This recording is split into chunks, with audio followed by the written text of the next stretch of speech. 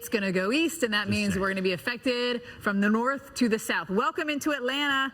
Thanks to our virtual view technology, I'm transported to Centennial Olympic Park in downtown.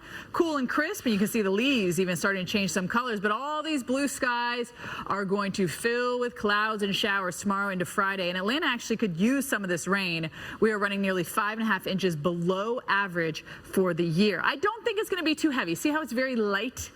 That's what it's going to be like if we get anything. So let's look at the forecast here and show you that it's going to be really a Thursday night event for us, maybe early Friday, but otherwise the sunshine and our temperature is about average for us here.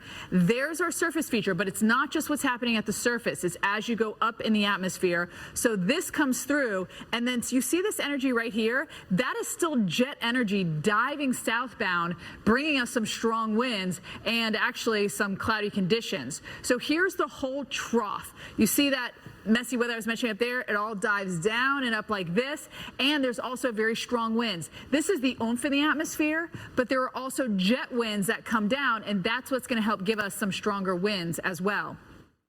Here's the rain. As I mentioned, I think it's going to be pretty light here in the south. We can show you how it plays out starting late on Thursday into the overnight hours, anywhere from Kentucky down towards Alabama. I think this is mainly cloud cover, just some light rain for you coming through. And then it does take the entire day to get through the southeast coast and off the coast as we head early into our Saturday.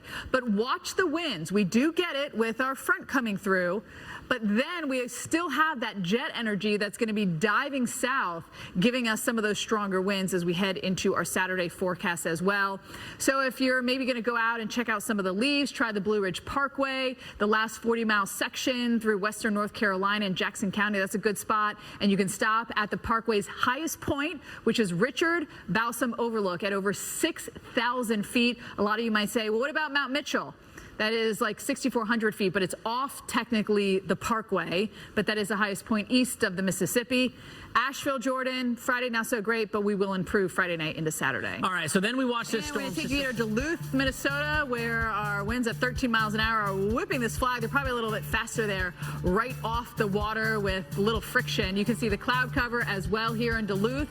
And also a little bit chilly too. Right now our temperature, what does that say? My eyes are starting to go. I can't even read that. 49 degrees with that wind. It is chilly out there. Speaking of the wind, we will get that, and we're going to get some rain. This is all compliments of our big system diving through the Midwest and will be affecting us along the entire East Coast. Let's get some more details on this system with Jordan. Yeah, and of course, welcome back everybody to Pattern. This is your home for the latest news in climate change and sustainability. I'm Jordan Steele. And I'm Steph Abrams. Let's get into today's hot topics. The first one, what American cities are the greenest? Do you have some guesses? No, yours? I don't know. I think something like Seattle's pretty green, right, with all their biking there. Well, Wallet Hub has released its annual findings, and we have the results. The top 5 greenest cities. It's just from the city perspective, right? Green spaces, how much carbon is the city releasing? Well, it said driving. No, it said driving or riding bikes, right? So like in Arizona, think about it. People aren't like pedaling away in that 3,000 degree heat that they have to deal with. You wouldn't make it. And one of the things about like places like Phoenix, instead of building up, they build out. There's just so much space. So I guess you would just need a really big like electric light rail or something to get to every one of these communities. Good idea. All right, next topic here. We've got some bad news if you love Halloween decorations. My daughter's always like, Dad, can we go all out this year? Oh, really? She likes to go No, you're going to scare your little brother. Some of these are harmless, yes. Others can have a little, scary impacts on the planet. These fake spider webs. I caught a bunch of spiders and roaches and little things, outside in the web. It's so funny because I'll look at a house. I was literally, in Georgia, we've got this outbreak of these big yellow invasive spiders. Oh, and I haven't they seen them. put massive webs. And anytime I see them on a house, I'm like, ew, look how gross. Right? Clean up your spider web. And then this time we're like, let's put the fake spider webs out. Look how cute my house is. Spider webs are so impressive, though.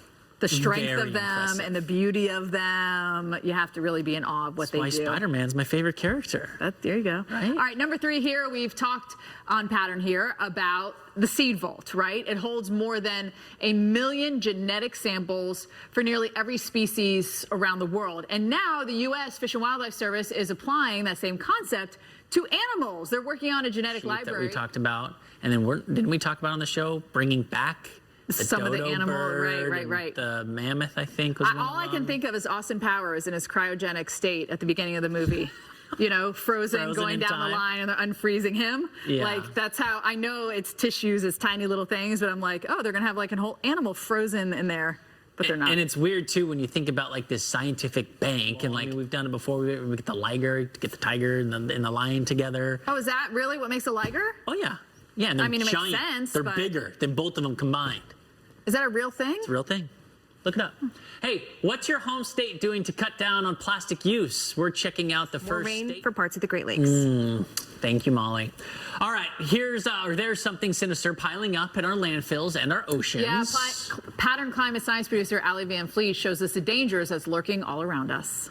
Thank you, Allie Van Fleet. All right, well, the clock is ticking as we find ways to slow the pace. Speaking of which, here it is. No, I'm just teasing. We don't we'll have be it, but seeing more yeah, of it. you'll be seeing more of it here. The climate clock right here on Pattern. I think it just gives a good idea of where we're at, things we need to work on, and things that we're doing better on. Yeah, I need know? to see like a pie chart.